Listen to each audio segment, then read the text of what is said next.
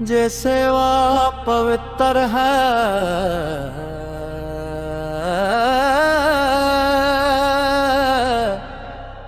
फिर सेवक ही संदेच क्यों।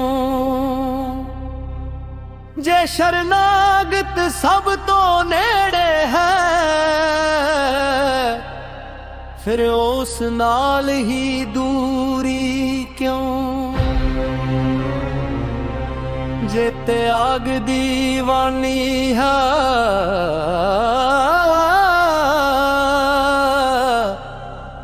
फिर कठ दी बोड़ क्यों।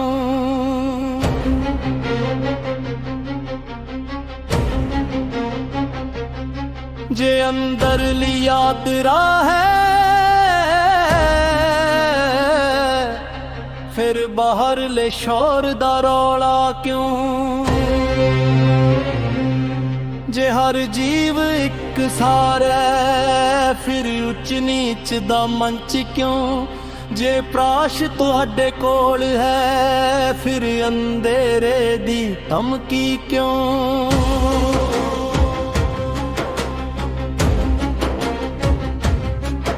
जे मुक्ति सच है फिर दन दी डोरी क्यों। जे कौम जीरंत है फिर नफरत दी बोली क्यों। जे दिल खुला है फिर आजादी परत क्यों। जे राह साफ है फिर उलझना दी लकीर क्यों। जे समर्पित ने तन मन तन फिर उन्ना नू ही पै क्यों। जे सच थोड़े अंदर है फिर हुणे ही दर्शन क्यों नहीं। जे दावान नत दा है फिर हद्दां दी रचना क्यों। जे धर्म जागरूकता है फिर अंध अनुसरा क्यों। जे परमाण सब शब्द है फिर कागजी मोरा दी लोड़ क्यों। जे प्यार बिना शर्त है फिर शर्तां दी सूची क्यों। जे सच सदा कायम है फिर साम्राज दी लालसा क्यों। जे राह मुक्ति दा है फिर बंधन दी रीत क्यों।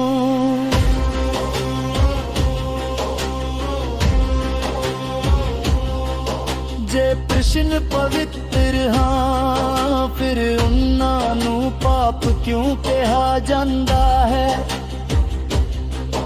जे उत्तर सच्चे हाँ फिर सत्ते क्यों नहीं दिते जांदे।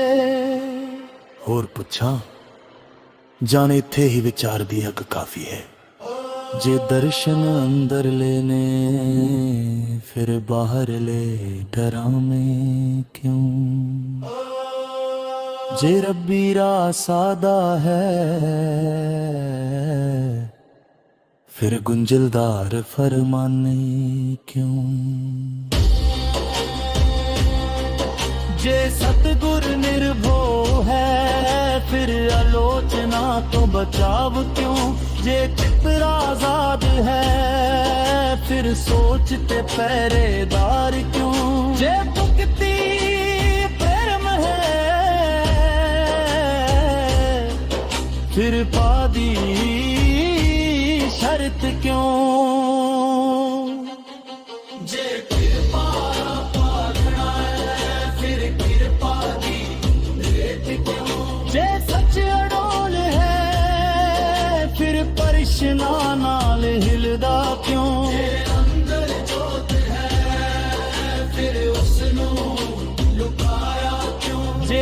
त्याग उपदेश है फिर विशाल महल क्यों।